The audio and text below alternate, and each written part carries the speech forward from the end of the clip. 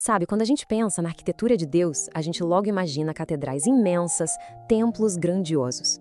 Mas hoje, a nossa jornada vai para um lugar bem mais simples e, ao mesmo tempo, infinitamente mais profundo.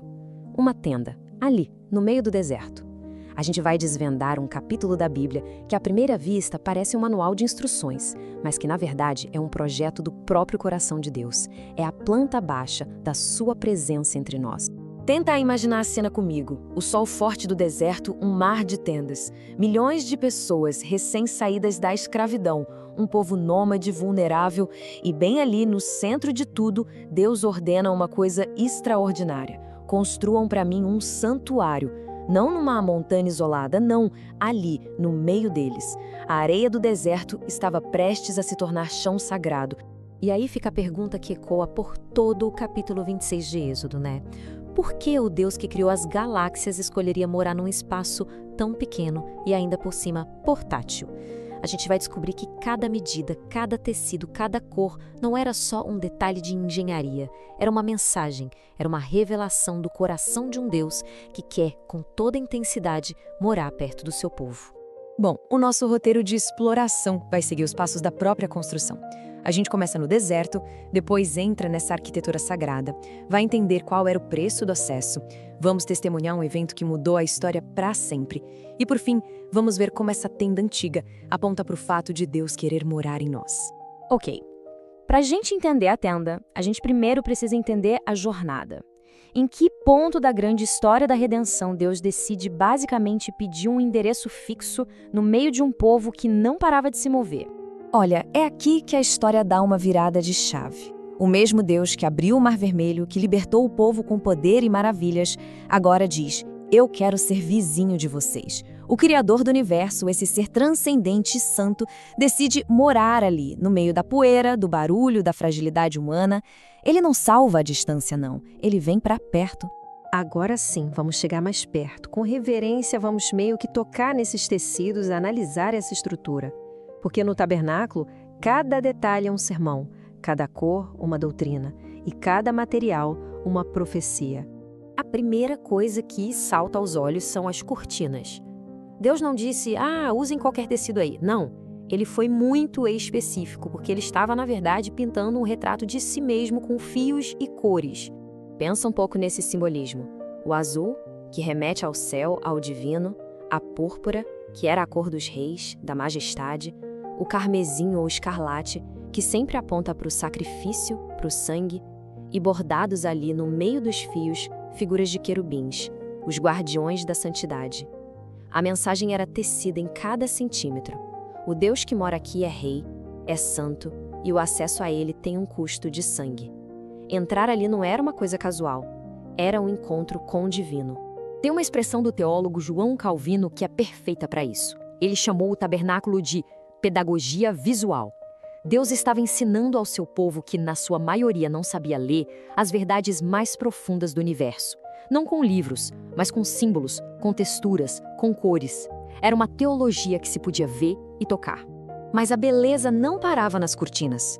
A própria estrutura que sustentava tudo aquilo pregava um sermão silencioso.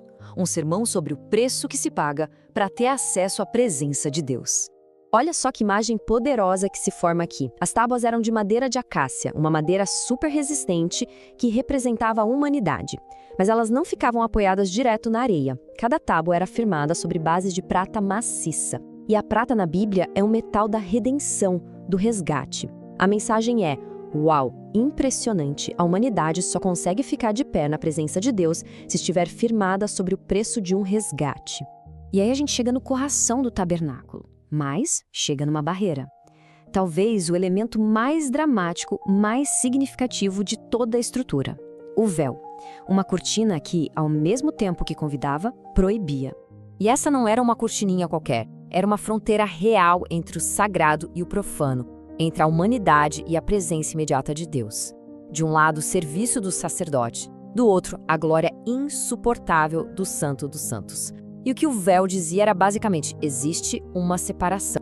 Como disse um grande pregador, Charles Spurgeon, o véu pregava em silêncio a distância que existia entre Deus e o ser humano. apenas um homem, o sumo sacerdote, e só uma vez por ano, e mesmo assim, não sem levar sangue, podia ousar cruzar aquele véu. Para todo o resto do povo, a mensagem era clara: o pecado criou um abismo. Tenta sentir o peso disso. Para cada israelita, por gerações e gerações, aquele véu era um lembrete visual, constante, dizendo: daqui não se passa. A santidade de Deus é inacessível. Era uma teologia da separação. Só que aqui está o grande segredo. A planta baixa do tabernáculo não era o projeto final. Era uma sombra, um ensaio. Um dedo apontando lá para o horizonte da história, para um momento em que essa separação seria destruída para sempre. E então, numa tarde em Jerusalém, no exato momento em que Jesus grita na cruz, está consumado, os evangelhos contam que aconteceu um terremoto no coração do templo. O véu, aquela barreira impenetrável, se rasgou. E se rasgou de cima para baixo. Não foi um ato humano, foi o próprio Deus declarando: o caminho está aberto. É exatamente aqui que o quebra-cabeça se monta por completo. O tabernáculo nunca foi o destino final. Ele era um mapa, a planta baixa que nos mostrava a arquitetura da salvação que seria totalmente revelada em Cristo. Pensa comigo, a madeira incorruptível aponta para a humanidade perfeita de Cristo. A prata do resgate é o preço que ele pagou por nós. O sumo sacerdote que entrava uma vez por ano, Cristo entrou uma vez por todas no santuário celestial. O tabernáculo não é apenas sobre Cristo, ele é Cristo, em tipo, em sombra, em cada detalhe. É como disse um autor: o Antigo Testamento é um quarto com móveis cobertos por lençóis. Cristo entra e retira os lençóis. O significado sempre esteve ali, debaixo do pano. Mas em Jesus, a forma real de cada peça se torna clara, gloriosa e viva. Isso nos leva à aplicação mais impressionante de todas. O plano de Deus sempre foi sobre habitação, sobre morar junto. Ele não salva pessoas só para levá-las para o céu um dia. Ele salva para poder morar nelas, aqui e agora. O mesmo Deus daquele tabernáculo, através da obra de Cristo, transforma o coração humano no seu novo Santo dos Santos. Então, no final das contas, fica bem claro, Êxodo 26 nunca foi sobre cortinas, estacas ou medidas, é sobre algo infinitamente mais vital. É sobre a pergunta que define toda a existência humana. Como é que um Deus santo pode morar no meio de um povo pecador? É sobre acesso. E depois de séculos de véus, de sacrifícios e de separação, a planta baixa de Êxodo 26 revela que o acesso tem um nome. O acesso é uma pessoa. O acesso é Cristo, o véu rasgado, o caminho vivo e novo de volta para a presença de Deus.